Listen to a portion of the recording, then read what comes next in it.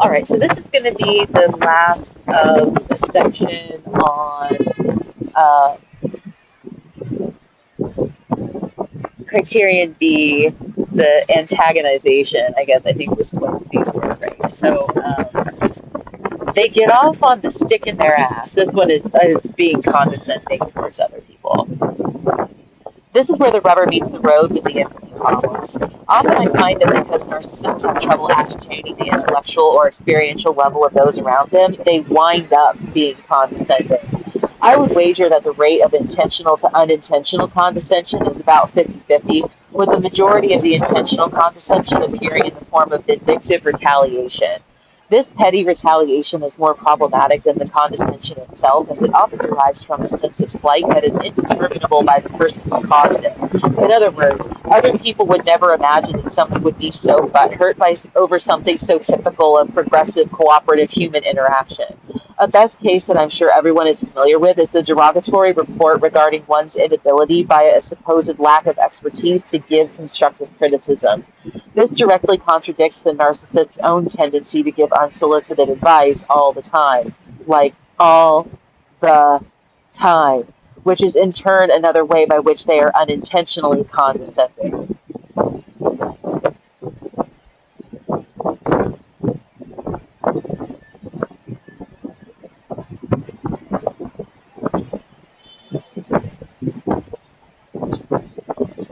I'm going to shift gears on condescension and go a different route for the cases in point to explore this criterion via one specific behavior from two different points of view regarding the internal stage of narcissist. One of the most enduring and irritating qualities that both of these individuals had was being extremely whiny when they were ill. Whether it was a, quote, migraine headache she whimpered her way through while continuing to play on her computer, or his head cold shortly following the call to winter snap that he wailed his way through, loudly lamenting that he always seemed to get sick this time of year before complaining that we don't have any cough medicine in the house as I produced the Vicks Vapor Rub, Sudafed, Alka-Seltzer Cold and Cough, and the rest of last year's bottle of Chinese. Nope, I kept that one for myself to prove him wrong.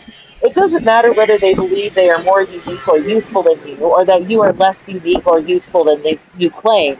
Either way, that is condescension, and it is not hurtful, it is irritating. Right, so like I said, whether they're grandiose or they think you are being grandiose, right? So this is kind of like I said, like the derogatory retort pertaining to you not having the expertise to offer constructive criticism. So this is things like if you say that you don't think that someone's a good singer and someone just says like, oh yeah, well, I'd like to see you try and shit, where then it's just like, what the fuck, right? If someone is condescending to you and you can think like, do they think I'm stupid or are they just actually stupid, right? So like there's no way to know whether they honestly just think that they're pointing out something that everybody should know because they don't realize that it's common knowledge already, or do they actually think you're too dumb to have heard the common knowledge, right? Those are the two aspects of this that I'm talking about. Case in point one. It's possible that they don't get sick very often, so when they do, it's as if the world is coming to an end. The problem with a narcissist's whining as opposed to someone's naive misery, though, is that the narcissist plays up their internal fairy tale narrative in such a way that their fuckery is obvious. There are documented symptoms of the extreme illnesses they profess to have, as in her migraines, and therefore are evidently not suffering from, displaying a lack of sensitivity to light and sound, nor the inability to see properly. On the other hand, like she's acting like a migraine is just a bad headache when it's actually like more convoluted than that. There's way more symptoms and specific symptoms that she was obviously not experiencing. On the other hand, it is common knowledge that these types of illnesses are prevalent under certain circumstances, as in his bizarre winter congestion, in which case it is not the illness that is unexpected, it's the fact that they have been allegedly blindsided by it. When I pointed out that pretty much every person on the face of the earth suffers from congestion and related illnesses during the winter months, he made sure to tell me that the Vicks was beside him on his desk in case I needed it. The entire point was lost in translation. Instead of realizing that I was pointing out how ridiculous it was to believe that this was a phenomenon unique to himself, he turned my comment into a sarcastic way of saying that I myself was also sick. They don't say things the right way, and they don't hear things the right way either. Right? I've noticed it too. Like they tend to not really pick up on sarcasm a lot, and I think though, like I said, it's because they're constantly doing the mental gymnastics of trying to figure out how what you're saying isn't derogatory towards them. So it's almost like the problem is they just kind of take everything as sarcasm, so that's why they can't recognize when it really is. I am actually a migraine sufferer, so I have firsthand knowledge of how terrible and debilitating they are.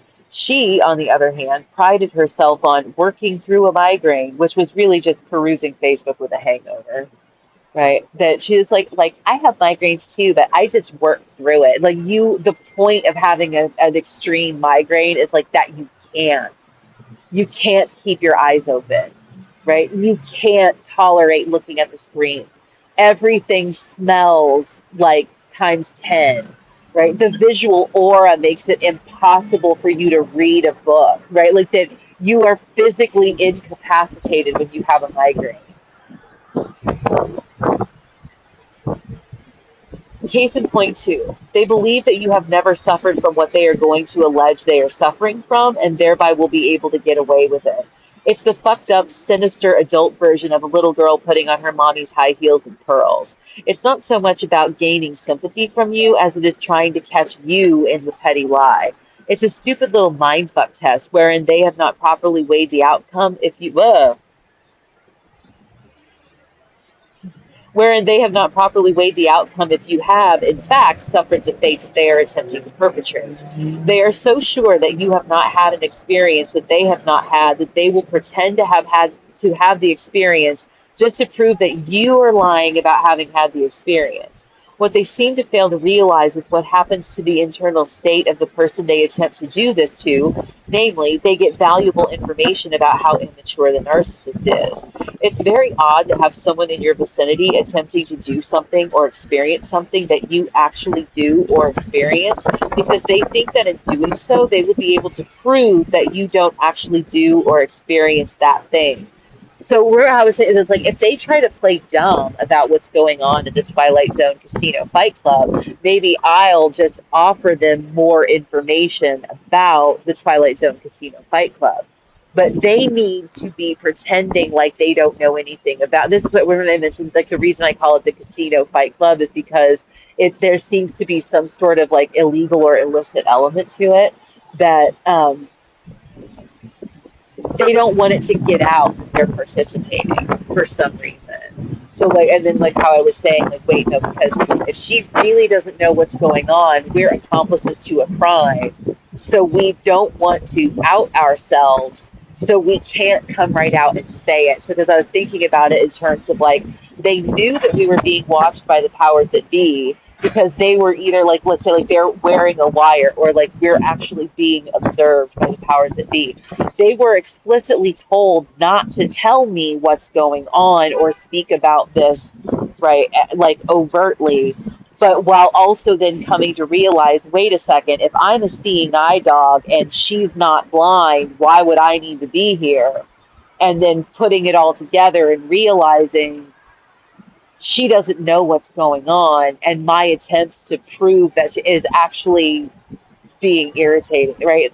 But I suspect maybe there was some element of a paranoia and anxiety with that involved, where it's like that's why they couldn't help but try to test the water. But the fuck do I know? What the fuck does it matter? It only matters insofar as they can't handle the fact that you do or experience something better or more unique than they do. And thus, the relationship between firmly believing you're better than someone else and condescending behavior has come full circle. They aren't talking down to you, they doubt you. Speaking of full circles, my brother posted something on social media once that is a perfect metaphor for this. He said that he had just watched a dog chase its tail for 10 minutes, all the while thinking about how easily entertained dogs are. Then he realized he's the guy who just watched a dog chase its tail for 10 minutes. Narcissists think that because you don't call them on their bullshit, you didn't realize it was bullshit, and take that as evidence that you don't do or experience that thing either. They believe they've self-taught you to lie.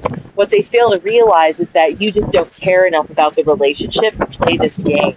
The smartest person at an idiot convention is still an idiot. The reason they are playing this game is easy to see because if, for example, someone truly wanted to fake an illness, they would do the research necessary to do it well. The fact that they are not doing it well gives rise to a reasonable belief that they want you to know they are bullshitting. Leave them alone to swat flies. There's plenty of honey over here with bees. So yeah, like I said, that it's they think that they're onto something and they're catching you in lies, or that they're right to doubt you. And it, honestly, like you just don't see any reason to be pointing out every petty little thing that they're doing, right? It's like children, they're always wanting you to look at what they're doing, but like what they're doing isn't really something that's so spectacular that you really care to put down your book to look at whatever your toddler is doing, right? You're like, Mommy, look at me, and they're just picking their nose, right? You're just like, I can't believe I put down my smut for this, right? Narcissists genuinely believe that watching them pick their nose would be the greatest thing anyone could do. So they don't even, it doesn't occur to them that you're not jealous of their ability to pick their nose. You're actually aggravated that they forced you to watch, right? And like I said, I think with them too, that a lot of that is that in a nutshell. That it's like I'm not upset over the things that they're saying, or that I'm not jealous of them for being at the Twilight Zone Casino Fight Club. I'm actually annoyed because I don't even know what that is and why they keep insisting on saying weird shit to me in an effort to talk about it. Right? Like, I don't know what they think they're talking to me about. So next is chapter 10. It looks at me, or it gets the hostility. And so I'm going to cut this video off here, nice and short and sweet, and then move on to the next one. Bye.